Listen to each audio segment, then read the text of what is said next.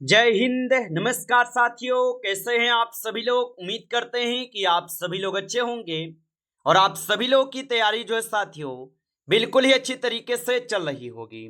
तो साथियों, आज की इस क्लास में हम सभी लोग जो है हरियाणा ग्रुप डी एग्जाम 2026 के लिए जो है टॉप ऐसे इंपोर्टेड और चुनिंदे प्रश्नों को देखेंगे जो कि साथियों आपके हरियाणा ग्रुप डी के एग्जाम के लिए काफी इंपोर्टेंट है।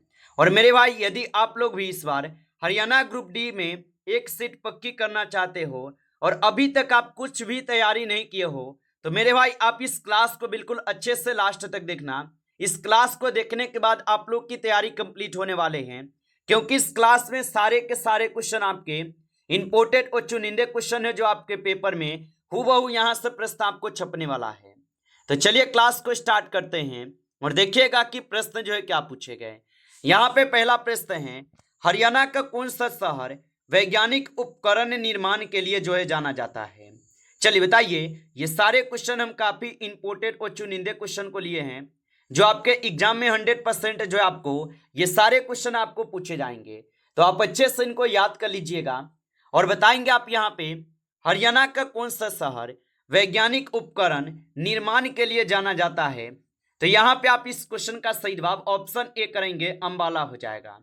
ऑप्शन ए जो है सही जवाब है, अंबाला होगा। चलिए अगला प्रश्न यहां पे है, हरियाणा में स्थित भूतेश्वर मंदिर किस जिले में प्रसिद्ध है। तो हरियाणा में स्थित भूतेश्वर मंदिर किस जिले में प्रसिद्ध होगा।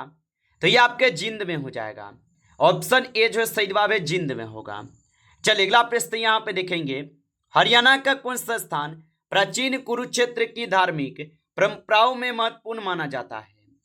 तो हरियाणा का कौन सा स्थान प्राचीन कुरुक्षेत्र की धार्मिक परंपराओं में महत्वपूर्ण माना जाता है। तो यहाँ पे आपके थानेसर हो जाएगा। ऑप्शन ए सही जवाब है, थानेसर होगा।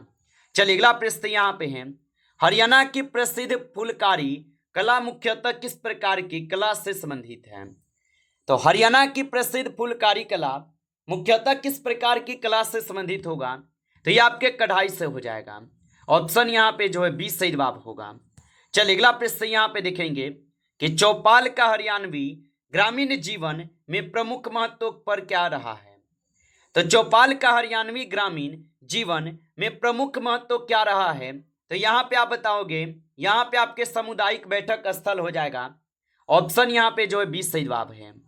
चलिए अगला प्रश्न यहाँ पे देखेंगे, क्वेश्चन है कि हरियाणा में साझी परंपरा मुख्यतः जो किससे संबंधित है। तो हरियाणा में साझी परंपरा मुख्यतः किससे संबंधित होगा। तो ये लोक कला से हो जाएगा। ऑप्शन ए सही जवाब है, लोक कला से। चलिए अगला प्रश्न यहाँ पे है, हरियाणा के किस क्षेत्र में राखी गढ़ी के अलावा सिंधु सभ्यता से संबंधित महत्वपूर्ण पुरातात्विक अवशेष जो है मिले हैं। तो याद रखेंगे, हरियाणा के किस क्षेत्र में राखी गढ़ी के अलावा सिंधु सभ्यता से संबंधित महत्वपूर्ण पुरातात्विक अवशेष मिले हैं। तो याद रखना मेरे भाई, ये हिसार फतेहाबाद क्षेत्र में हो जाएगा। ऑप्शन ए सही जवाब है। आगे देखिए अगला प्रश्न है कि हरियाणा में शेख चिल्ली का मकबरा किस स्थान पर स्थित है। तो हरियाणा में शेख चिल्ली का मकबरा किस स्थान पर स्थित होगा। तो ये आपके थानेसर में हो जाएगा। ऑप्शन ए सही जवाब है, थानेसर में होगा। चलिए अगला प्रश्न यहाँ पे है, हरियाणा का नारनौल ऐतिहासिक रूप से किस स्थापत्य परंपरा के लिए प्रसिद्ध है। तो हरियाणा का नारनौल ऐतिहासिक रूप से किस स्थापत्य परंपरा के लिए प्रसिद्ध होगा। तो यहाँ पे आप सभी लोग का मध्यकालीन स्मारक हो जाएगा। ऑप्शन यहाँ पे जो है 20 सही जवाब है।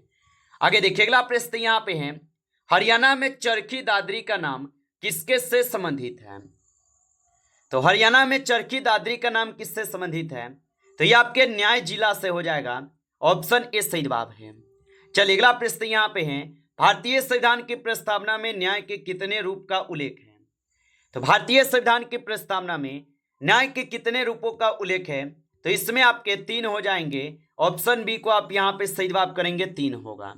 आगे देखिए अगला प्रश्न यहाँ पे है, भारतीय संविधान में राष्ट्रपति की क्षमादान शक्ति किस अनुच्छेद में वर्णित है। तो भारतीय संविधान के राष्ट्रपति की क्षमादान शक्ति अनुच्छेद 72 में स्थित वर्णित है। ऑप्शन ए सही जवाब है। आगे देखिए अगला प्रश्न है, राज्यपाल की क्षमादान शक्ति किस अनुच्छेद के अंतर्गत आती है। तो राज्यपाल की क्षमादान शक्ति किस अनुच्छेद के अंतर्गत आती है। तो ये आपके अनुच्छेद 161 के अंतर्गत आते हैं। ऑप्शन बी सही जवाब है। चलिए अगला प्रश्न है, भारत के महान्यवादी की नियुक्ति जो है कौन करता है? चलिए बताइए। और मेरे भाई यदि आपको ये क्लास अच्छा लग रहा हो तो इस क्लास को एक बार लाइक कर लीजिएगा, और नए हैं आप इस चैनल पे तो चैनल को सब्सक्राइब करके ऑल नोटिफिकेशन को भी ऑल पे दबा के जुड़ जाइए, जिससे कि जब भी कोई नई क्लास हो सबसे पहले क्लास का नोटिफिकेशन आपके पास पहुंच सके। तो चैनल को सब्सक्राइब कर लीजिएगा। और बताइए भारत के महान्यवादी की नियुक्ति कौन करता है? तो इसकी नियुक्ति राष्ट्रपति करते हैं। ऑप्शन यहाँ पे सी सही जवाब है। अगला प्रश्न यहाँ पे है, भारत के संविधान में संघ लोक सेवा आयोग से संबंधित प्रावधान किस अनुच्छेद समूह में है? तो ये आपके अनुच्छेद 315 से 323 में हो जाएगा। ऑप्शन यहाँ पे जो है सी बिल्कुल ही सही जवाब दिए गए। आगे देखिए अगला प्रश्न यहाँ पे दिएगा आपसे कि अवशिष्ट शक्तियां भारत के संविधान के अनुसार किसके पास है? तो अवशिष्ट शक्तियां भारत के संविधान के किसके पास है? तो ये हो जाएंगे आपके संघ के पास। ऑप्शन यहाँ पे बी सही जवाब है, संघ के पास। आगे देखिए अगला क्वेश्चन है, भारत में योजना आयोग के स्थान पर किस संस्था का गठन जो है किया गया है? तो भारत में योजना आयोग के स्थान पर किस संस्था का गठन किए गए? तो इसमें किए गए आपके नीति आयोग का गठन। ऑप्शन यहाँ पे जो है 20 सही जवाब है, याद रखेंगे। चलिए आगे बढ़ते हैं और अगला प्रश्न यहाँ पे देखेंगे। 80 नंबर क्वेश्चन दिए गए कि बैंक दर मुख्यतः जो ये किससे संबंधित है? चलिए बताइए कि बैंक दर जो है ये मुख्यतः किससे संबंधित हो जाएगा? तो ये संबंधित है आपके आरबीआई की दीर्घकालिक ऋण दर से। ऑप्शन ए जो है यहाँ पे सही जवाब होगा। चलिए अगला प्रश्न यहाँ पे आप देखेंगे। 90 नंबर क्वेश्चन आपसे दिए गए हैं। क्वेश्चन क्या आपसे, मानव विकास सूचकांक में सामान्यतः निम्न में से कौन सा घटक शामिल नहीं होता? तो मानव विकास सूचकांक में सामान्यतः निम्न में से कौन सा घटक शामिल नहीं होता? तो यहाँ पे याद रखेंगे सैन्य शक्ति जो है ये शामिल नहीं होते हैं। ऑप्शन डी सही जवाब है। चलिए अगला प्रश्न यहाँ पे है, भारत में जनगणना सामान्यतः कितने वर्ष के अंतराल पर आयोजित जो है की जाती है? तो भारत में जनगणना सामान्यतः कितने वर्ष के अंतराल पर आयोजित की जाती है? तो ये किए जाते हैं 10 वर्ष के अंतराल पर। ऑप्शन यहाँ पे सी सही जवाब है। चलिए अगला प्रश्न यहाँ पे है कि किसी वस्तु का भार किसके जो है कारण होता है? तो किसी वस्तु का भार किसके कारण होते हैं? तो ये होते हैं आपके गुरुत्वाकर्षण बल के कारण। ऑप्शन यहाँ पे जो है बी सही जवाब है, गुरुत्वाकर्षण बल के कारण। चलिए अगला प्रश्न यहाँ पे देखेंगे, यदि किसी वस्तु का वेग दोगुना कर दिया जाए तो उसकी गतिज ऊर्जा पर कितनी हो जाएगी? तो यदि किसी वस्तु का वेग दोगुना कर दी जाए तो उसकी गतिज ऊर्जा कितनी हो जाएगी? तो आप बताएंगे ये 4 गुनी हो जाएगी। ऑप्शन यहाँ पे सी सही जवाब है, 4 गुनी।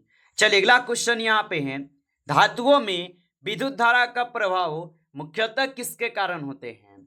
तो धातुओं में विद्युत धारा का प्रभाव मुख्यतः किसके कारण होते हैं? तो ये मुक्त इलेक्ट्रॉन के कारण होते हैं। ऑप्शन यहाँ पे सी सही जवाब है। चलिए अगला प्रश्न यहाँ पे है, विद्युत धारा के चुंबकीय प्रभाव की खोज किस वैज्ञानिक से संबंधित है? तो विद्युत धारा के चुंबकीय प्रभाव की खोज किस वैज्ञानिक से संबंधित होगा? तो यहाँ पे इस क्वेश्चन का सही जवाब ऑप्शन बी लगाएंगे।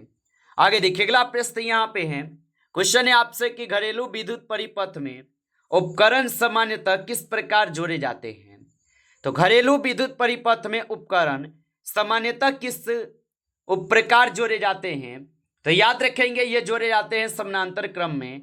ऑप्शन यहाँ पे जो 20 सही जवाब है। चलिए अगला प्रश्न यहाँ पे है कि अमोनिया का रासायनिक जो है सूत्र क्या है? तो अमोनिया का रासायनिक सूत्र जो NH3 होता है। ऑप्शन जो है ए यहाँ पे इस क्वेश्चन का सही जवाब है। चलिए अगला प्रश्न यहाँ पे देखेंगे, बेकिंग सोडा का रासायनिक नाम जो है क्या है? तो बेकिंग सोडा का रासायनिक नाम क्या होगा? तो बेकिंग सोडा का रासायनिक नाम सोडियम बाइकार्बोनेट होता है। ऑप्शन यहाँ पे जो है 20 सही जवाब है, सोडियम बाइकार्बोनेट। चलिए अगला प्रश्न यहाँ पे देखेंगे कि कठोर जल में मुख्यतः किसके लवण जो है पाए जाते हैं? तो कठोर जल में मुख्यतः किनके लवण पाए जाते हैं? तो इसमें पाए जाते हैं मेरे भाई कैल्शियम और मैग्नीशियम के। ऑप्शन यहाँ पे जो है 20 सही जवाब है, कैल्शियम और मैग्नीशियम के होगा। चलिए अगला प्रश्न यहाँ पे देखेंगे, मानव शरीर में भोजन के पाचन एवं पोषण तत्वों के अवशोषण प्रमुख स्थान कौन सा है?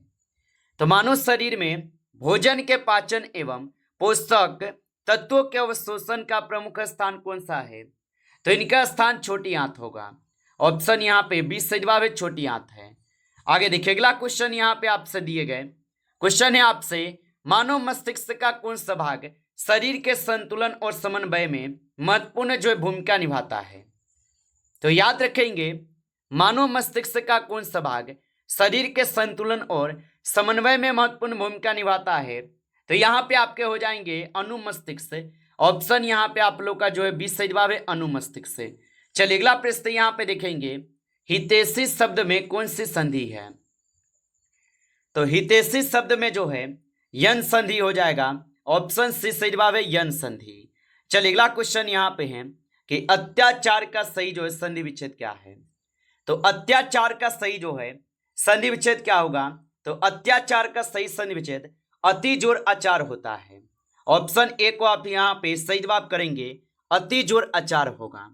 चलिए अगला प्रश्न यहाँ पे है कि राजमहल में कौन सा समास है? तो राजमहल में कौन सा समास होगा? तो राजमहल में तत्पुरुष समास हो जाएगा। ऑप्शन यहाँ पे जो है 20 सही जवाब है। चलिए अगला प्रश्न यहाँ पे देखेंगे कि कमल नयन का विग्रह कमल के समान नयन करने पर कौन सा समास जो है माना जाएगा?